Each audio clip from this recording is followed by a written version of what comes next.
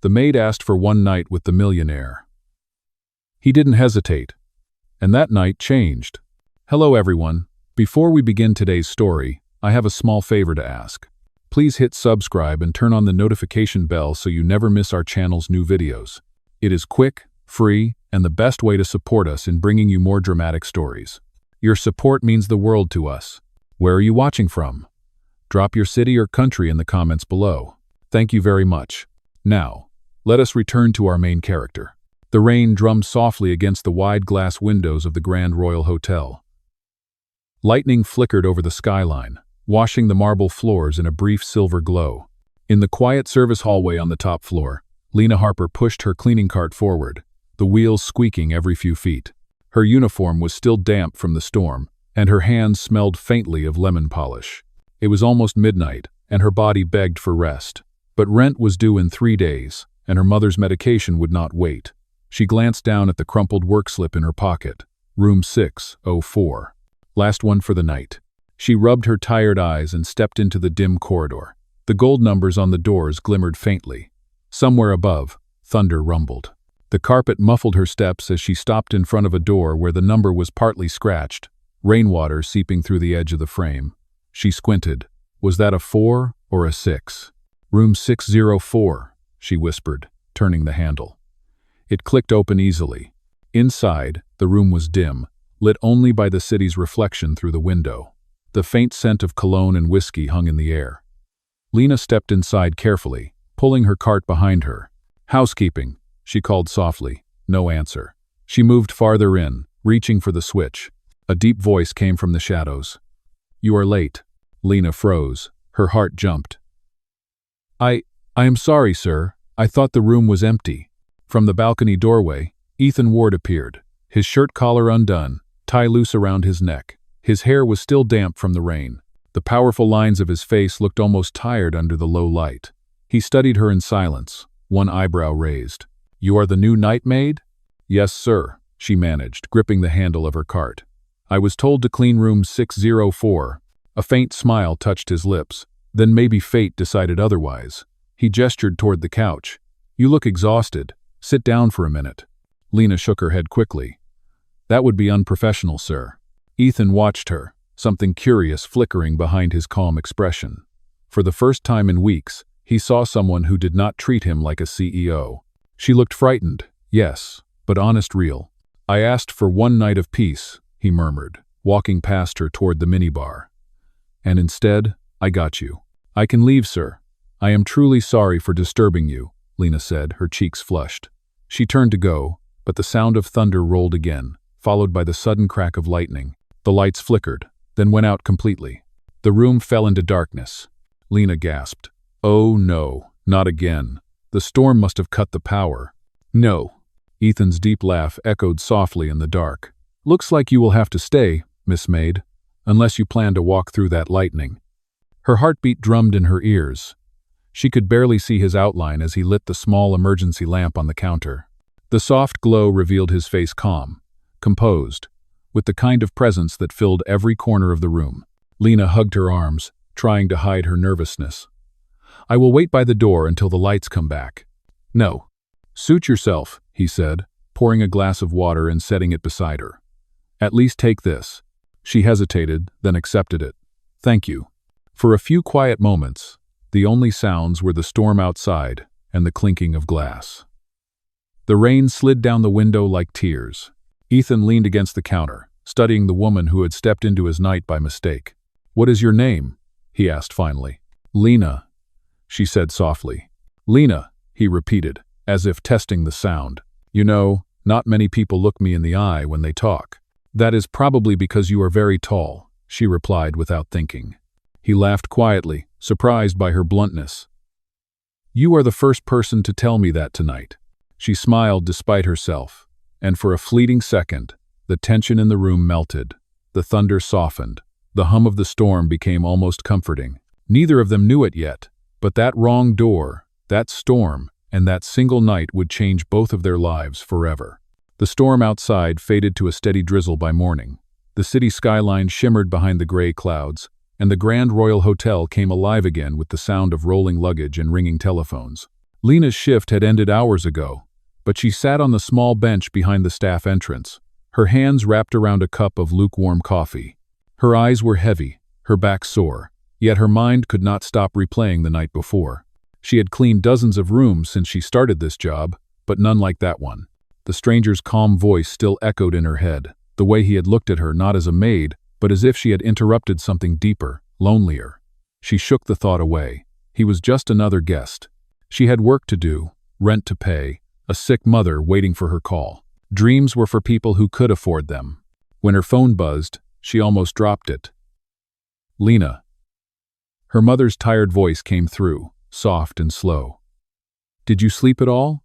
"A little," Lina lied, forcing a smile that her mother could not see. "How are you feeling today?" "Better, now that I hear you. Did you eat breakfast?" "I will soon." "Promise me you will not skip it." "I promise." She ended the call and leaned her head against the cold wall. The sound of traffic outside grew louder as the rain stopped. Somewhere above her, sunlight broke through the clouds, sending faint rays through the hotel's glass doors. She reached into her pocket and pulled out her small notebook, its corners bent and smudged with cleaner. The cover read in faded ink, "Kindness Journal." It was something she started when she was 16, a place to write down the small good things she saw each day. A guest leaving a tip, a coworker sharing food, a stranger holding an umbrella for her. It reminded her that even in long, lonely nights, kindness still existed. But when she flipped it open, her chest tightened. The pages were blank.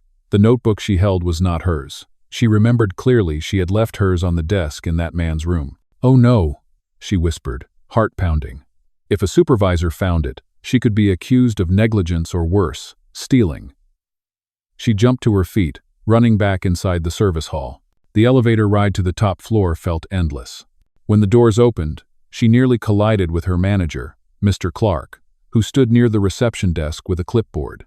His eyes narrowed. "Lina, what are you doing back here? Your shift is over."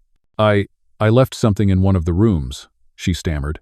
Before he could answer, a voice spoke behind him. "She is looking for her notebook." Lina froze. Ethan Ward stood a few feet away, dressed in a dark suit now, clean-shaven, the very picture of control and wealth. For a second, she could not move. He handed her the worn notebook. "You left this behind." Her throat went dry. "Thank you, sir. I did not mean to cause trouble." Mr. Clark's tone softened immediately. "Mr. Ward, everything all right?" "Perfectly," Ethan said smoothly. "And if possible, I would like Miss Harper assigned to the executive floor this week. She works with focus." "Lo." Lina blinked in disbelief. "Her? On the executive floor?" That was a position reserved for the most experienced staff. Mr. Clark looked confused but nodded quickly. "Of course, sir." Ethan's gaze returned to her for a brief moment. "Have a good day, Miss Harper." Then he turned and disappeared into the elevator. Lina stood frozen, notebook clutched to her chest. The hallway buzzed again with the rush of carts and cleaners, but her world had slowed. She looked down at the notebook and found something new on the first page. In neat, masculine handwriting were 6 words. "Kindness deserves to be remembered, always." Her fingers trembled slightly as she traced the ink. For the first time in months, Lina felt her heart stir with something she had forgotten: hope. She did not know yet that this small exchange, this simple act of returning a notebook, would soon lead her into a world far beyond the quiet hallways of the Grand Royal Hotel. The next few days passed in a blur of long shifts and quiet thoughts. Lina moved carefully through the polished corridors of the executive floor, where every surface gleamed and every guest carried an air of power. She still could not believe she had been assigned there. Each night she double-checked the linens, arranged the flowers precisely, and made sure no detail escaped her. But no matter how busy she was, her mind returned again and again to the note inside her notebook. "Kindness deserves to be remembered, always." She wondered if Ethan Ward even remembered writing it. Maybe it had been a polite gesture, something he forgot the moment she left the room. Yet the thought lingered, and each time she saw the penthouse door, her heartbeat quickened. Late one afternoon, as she finished her rounds, Mr. Clark called her aside. "Miss Harper, Mr. Ward has requested you personally for a private event tonight. A small charity dinner in the Blue Hall. Be on duty there at 7. "Yes, sir," Lina said softly, though her stomach fluttered with nerves. She hurried to the staff quarters, changed into a fresh uniform, and tied her hair neatly. When she returned, the blue hall had already been transformed. Silver light spilled through the tall windows, and crystal glasses shimmered under chandeliers. She worked quietly, setting the tables and checking the placements. Guests began to arrive, men in dark suits, women in elegant dresses. The air filled with low laughter and the clink of wine glasses. Then Ethan entered, wearing a navy tuxedo that seemed to command the entire room. He greeted his guests with an effortless calm, but when his eyes found Lina across the hall, his expression softened. During the dinner, she stayed near the back, refilling glasses and clearing plates. The guests spoke about profits, mergers, and global markets, words that meant little to her. Yet every so often, she caught fragments of Ethan's voice, deep and steady, talking not about wealth but about compassion, about building programs for underprivileged youth. It surprised her. When the final toast ended, the crowd drifted toward the lounge. Lina began clearing the tables. She was lifting a tray when a voice came from behind her. "You work very quietly, Miss Harper." She turned quickly. Ethan stood a few feet away, jacket unbuttoned, holding 2 empty glasses. He handed them to her. "You make this place feel calmer." "That is kind of you to say, sir," she replied, keeping her eyes down. He tilted his head. "Do you always call people sir, even when they return your notebook?" Her cheeks warmed. "It feels safer that way." Ethan smiled faintly. "Safety is overrated." He leaned against the edge of the table. "Tell me something, Lina. Do you ever get tired of serving others?" She hesitated, then spoke honestly. "Sometimes. But I remind myself that everyone deserves to be treated with care, no matter who they are." He studied her, clearly intrigued. "That is not something I hear often." "It is what my mother taught me," she said. "She said kindness is the only thing that makes the world bearable." Ethan nodded slowly. "Your mother sounds like a wise woman." "She is," Lina said softly. "She just needs to get better so she can keep proving it." For a long moment, neither spoke. The music from the other room faded into a gentle hum. Then Ethan said quietly, "We are hosting a charity event next week to support medical relief programs. I could use someone who understands kindness the way you do. Would you consider assisting me?" Lina's eyes widened. "Me? But I am just a maid." "Not to me," Ethan said simply. "You are the reason I remembered why I started all this." "No." Her breath caught. She did not know what to say. Before she could respond, a manager entered and called his name. Ethan nodded politely and stepped away. "Think about it, Miss Harper. I will see you soon." As he disappeared into the crowd, Lina stood motionless, the tray trembling slightly in her hands. For the first time in years, she felt something stirring inside her that had nothing to do with fear or duty. It was the faint, unfamiliar spark of possibility. The following week moved faster than Lina could comprehend. The Grand Royal Hotel buzzed with preparations for the upcoming charity gala. Every department worked overtime, and her new assignment placed her directly under Mr. Ward's supervision. It still felt unreal each morning when she saw his name on the event memo, Ethan Ward, executive director, and realized she would be working alongside him. The gala was more than a social event. It was a fundraiser for underfunded medical programs, the kind that could have helped her mother years ago. When Ethan explained that to the staff during their briefing, his tone was calm, but sincere. "This is not about luxury tonight," he said. "It is about compassion disguised as celebration." The words stayed with Lina all day. Her new duties were unlike anything she had done before. Instead of cleaning rooms, she managed lists, confirmed deliveries, and coordinated volunteers. It was exhausting but thrilling. Each evening, when the corridors emptied, she stayed behind to double-check the seating plans and decorations. More than once, she found Ethan still there, reading reports under the warm desk lamp. One night, near midnight, she brought him coffee. He looked up from his laptop, surprised. "You are still here." "I wanted to make sure the table settings are correct," she said. "Some of the name cards were mixed up." He smiled faintly. "You are more careful than most of my assistants." "I cannot afford to make mistakes," she replied. "One mistake could cost me this job." Ethan leaned back in his chair, studying her. "You know, I used to think the same way. Then I realized perfection keeps us from seeing the people who need help the most." Lina hesitated. "You make it sound easy." "It is not," he admitted. "But neither is working 16-hour shifts just to take care of your family." Her eyes widened slightly. "How did you know that?" He tapped the small notebook lying on his desk, the one she had left in his room that night. You wrote about your mother's treatments and your sister's scholarship in here. I read only a few lines. I hope that is all right. She nodded slowly. It is all right, sir. Those pages were never secrets, just reminders. Ethan's expression softened. They reminded me of something, too. That real strength is quiet.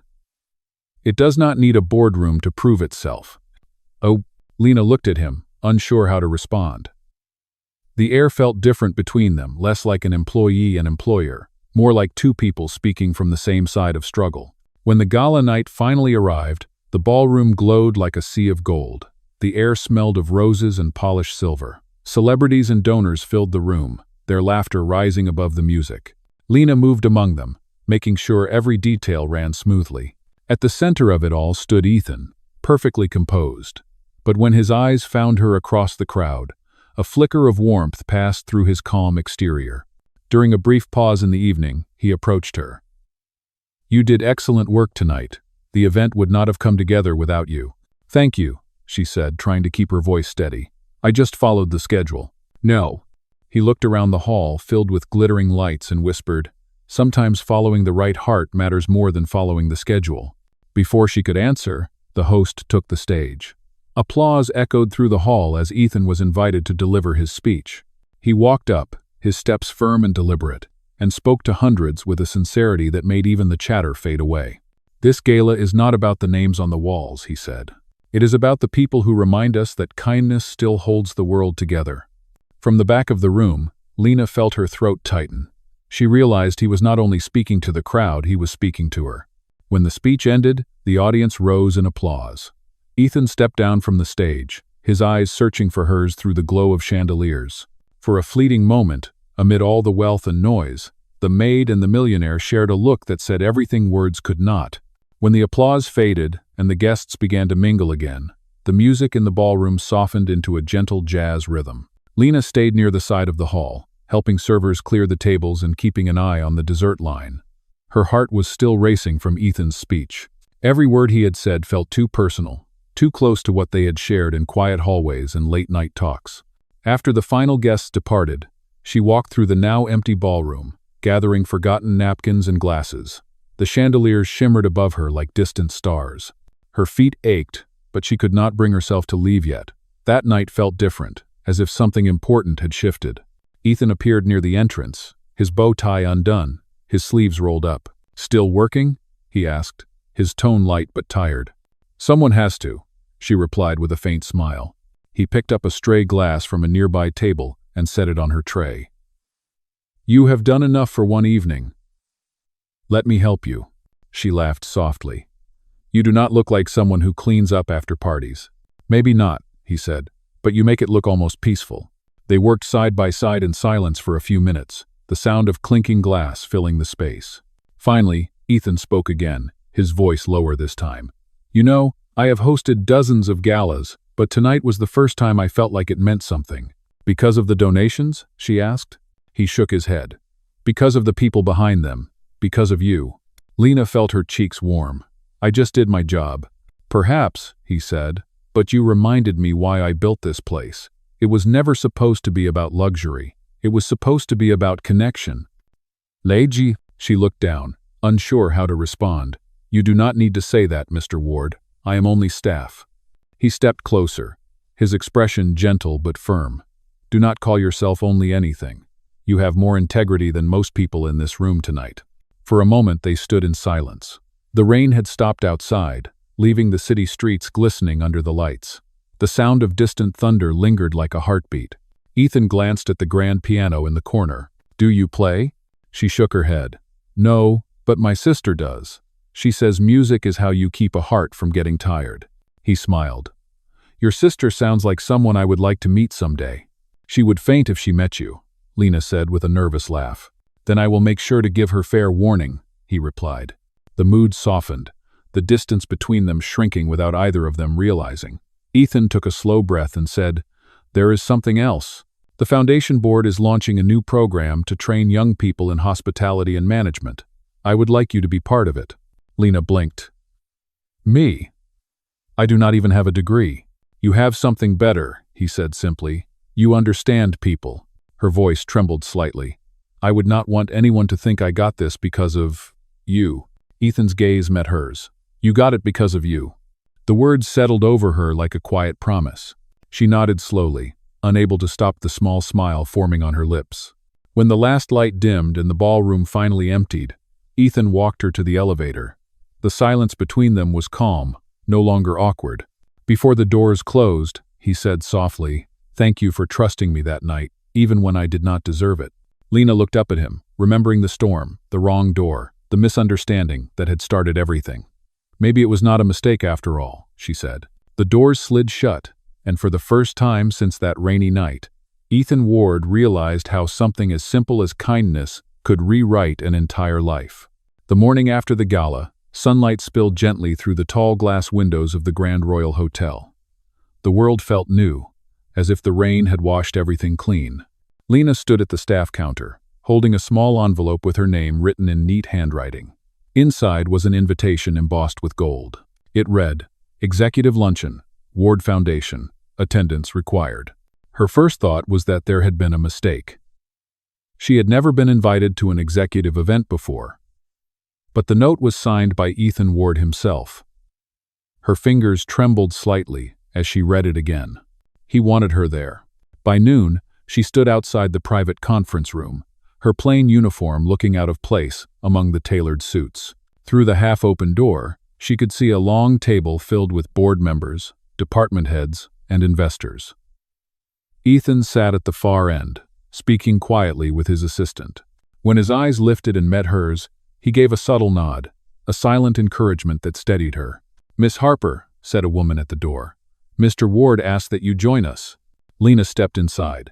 Every gaze turned toward her. For a second, she felt her knees weaken. Then Ethan rose from his chair. "Everyone, this is Miss Lina Harper. She will be assisting in our upcoming outreach project." A few executives exchanged puzzled looks. One of them, a man with silver hair, leaned forward. "With all due respect, Ethan, she is a hotel employee, not a project coordinator." Ethan's expression stayed calm. "She understands the heart of what we do better than anyone here. That is why I trust her."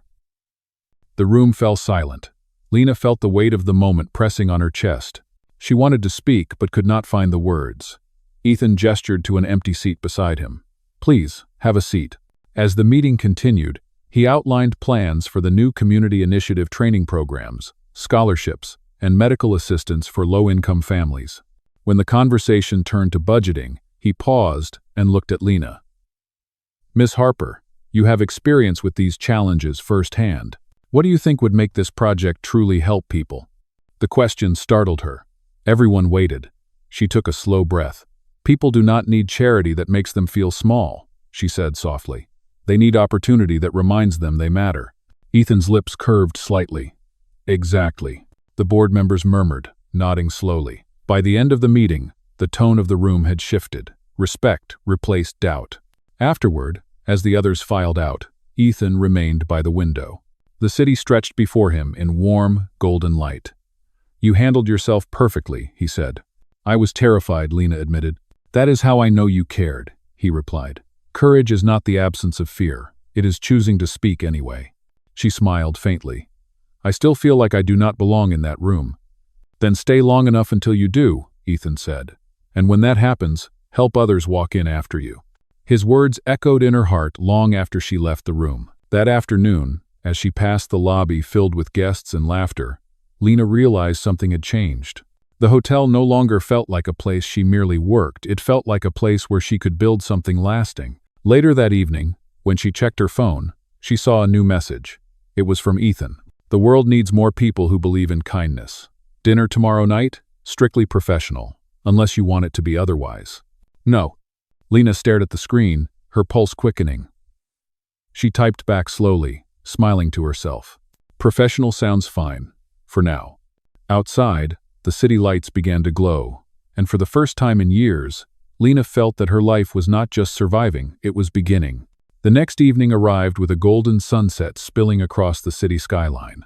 Lina stood in front of the small mirror inside her apartment, smoothing the wrinkles on her modest blue dress. It was not designer or elegant, but it was clean and pressed, and that was enough. Her mother, resting on the couch, smiled faintly. "You look beautiful, sweetheart," her mother said. "Where are you going?" "It is just a dinner," Lina answered softly. "Work-related." Her mother chuckled. "Work does not usually make your cheeks glow like that." Lina tried not to smile, but it was useless. "It really is just dinner, Mom. Nothing more." Oh well. Outside, the evening air smelled of rain and lilacs as she caught a taxi to the restaurant listed in Ethan's message. It was a quiet place overlooking the river, elegant but not pretentious. When she arrived, Ethan was already waiting, dressed in a dark suit without a tie. He stood as she approached, his expression calm but undeniably warm. "You made it," he said. "I almost turned back twice," she admitted with a nervous laugh. "Then I am glad courage won." The waiter led them to a private corner with soft lighting. For a while, they talked easily about the upcoming foundation project, about travel, about simple things like coffee and weather. But as the plates were cleared and the night deepened, the conversation shifted to something quieter. Ethan set down his glass and looked at her across the table. "Do you ever think about that night? The storm? The wrong door?" Lina met his eyes. "Every day," she said. "It feels like another lifetime." "No. It changed mine," he said.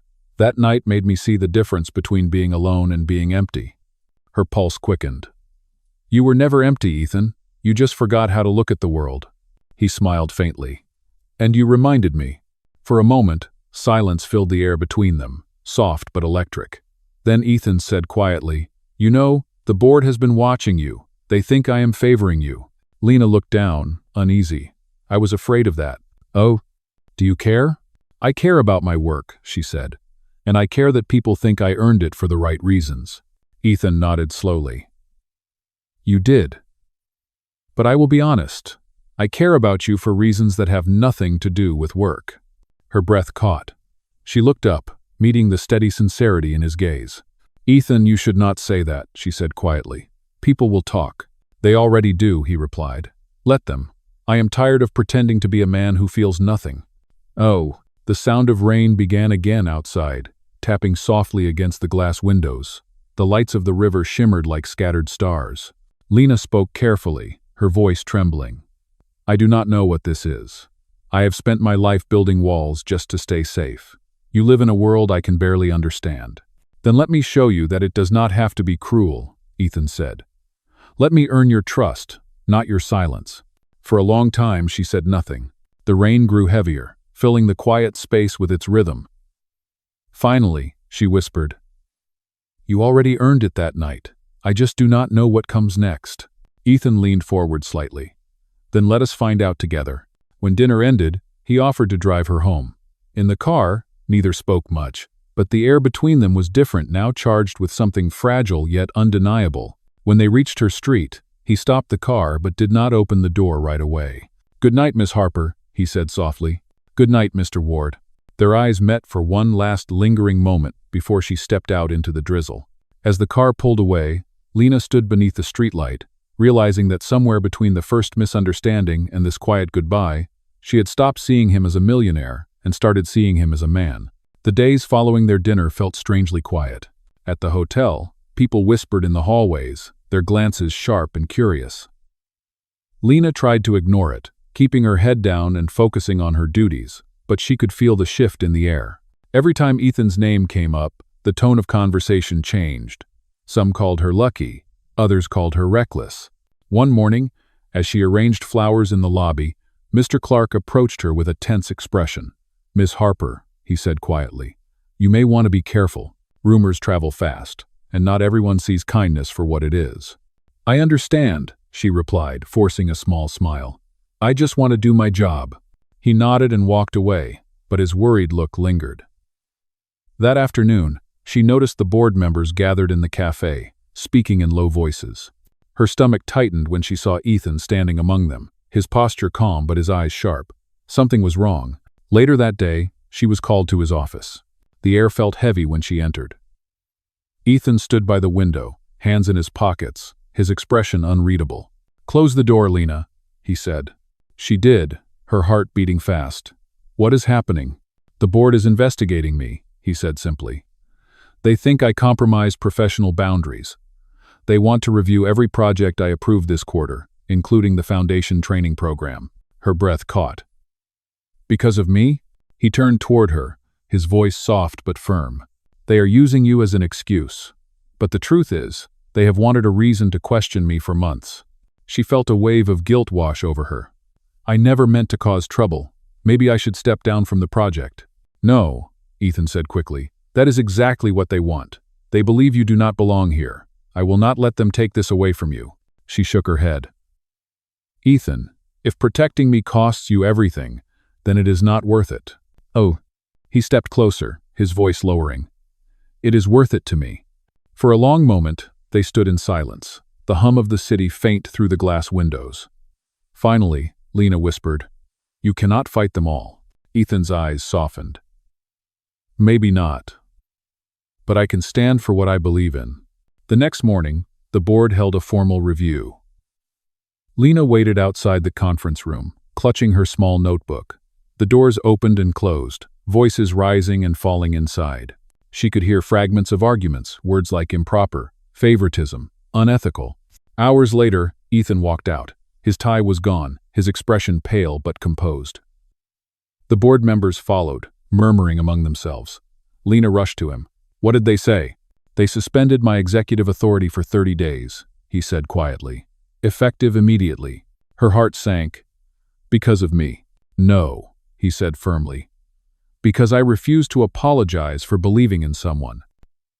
Tears filled her eyes, but she blinked them away. What will you do now? Ethan managed a small, tired smile. Take a break. Maybe remember what life feels like outside these walls. He looked at her for a long moment. And you, Lina, you will keep going. You belong here more than they ever will. She wanted to argue, but the words caught in her throat. He reached into his pocket and handed her a small envelope. For you, he said. Open it when you need a reminder of who you are. No. Then he walked away, leaving the hallway echoing with the sound of his fading footsteps. That night, alone in her small apartment, Lina opened the envelope. Inside was a photograph taken at the gala, her standing beside the floral arrangements she had designed, smiling shyly in the background. On the back, Ethan had written in steady handwriting, Do not let anyone convince you that grace is weakness. The world needs your light. Lina pressed the photo to her heart, tears falling freely. For the first time, she understood that love was not always about comfort. Sometimes, it was about courage, the courage to keep believing, even when everything else falls apart. A month passed, and the Grand Royal Hotel carried on as if nothing had changed. Guests came and went, the board members returned to their meetings, and the gossip eventually faded. But for Lina, every day felt quieter without Ethan's presence in the building. His office remained locked, his nameplate polished but untouched. She still arrived early and stayed late, doing her work with quiet precision, yet every time she passed the top floor, a small ache stirred in her chest. One evening, after finishing her shift, she returned home to find her mother waiting by the window with a letter in her hands. This came for you, her mother said, smiling faintly. The envelope bore the crest of the Ward Foundation. Lina tore it open carefully. Inside was a formal invitation. You are cordially invited to the unveiling of the new Ward Community Center. At the bottom, in handwriting, she recognized instantly, were the words, A place built from kindness, just like you said. Her heart leapt. The event was scheduled for the following Saturday. When the day arrived, she took the train to the city's east side, where an old warehouse had been transformed into a modern learning space. Banners hung across the entrance, children laughed as they ran between tables, and volunteers handed out boxes of supplies. A large sign read, The Ward Community Center, Opening Day. Lina stepped inside, her eyes wide with wonder. The building was bright and warm, filled with plants, books, and art created by local families. On one wall, framed photographs captured moments from the gala the night everything had changed. At the center stood Ethan, speaking with city officials and volunteers. He looked different, more relaxed, without the sharp edges of a corporate leader. When he saw her, his expression shifted instantly. He excused himself from the crowd and walked toward her. You came, he said softly. I would not have missed it, Lina replied. It is beautiful, Ethan. He smiled. It is yours, too. You inspired this place. She shook her head. No, you built it. He took a slow breath. I may have built the walls, but you gave it a reason to exist. The crowd quieted as a local musician began to play a gentle tune. Ethan reached into his pocket and pulled out a small sketchbook, the same one she had once carried during her cleaning shifts. The cover was worn, the corners soft from years of use. You left this on my desk before I stepped down, he said. It kept me grounded when I wanted to give up. He opened the first page, revealing her handwriting from years ago. Kindness deserves to be remembered, always. Nah. Lina felt tears gather in her eyes. You remembered. I never forgot, he said quietly. And I am done pretending that I can live without what truly matters. He stepped closer, lowering his voice. Lina Harper, you taught me that leadership is not about power, it is about heart. And if you will let me, I would like to spend the rest of my life proving that to you. For a moment, she could only stare at him, her heart full. Then she whispered, You already have. No. The crowd erupted in gentle applause as Ethan took her hand. Cameras flashed, music swelled, and sunlight streamed through the tall windows, catching the gold tones of the banners above them. Months later, the community center flourished. Children attended free classes, families found support, and a new foundation scholarship bore her name, the Lina Harper Initiative. On a quiet evening, after the day's work ended, Lina stood in the main hall surrounded by laughter and light. Ethan joined her, slipping an arm gently around her shoulders. It all started with one wrong door, she said softly. He smiled, kissing her forehead. The best mistake we ever made. As the lights dimmed and the city glowed beyond the windows, their reflections stood side by side, a maid and a millionaire who had proven that love, when born from kindness, could change not only two lives but an entire world around them.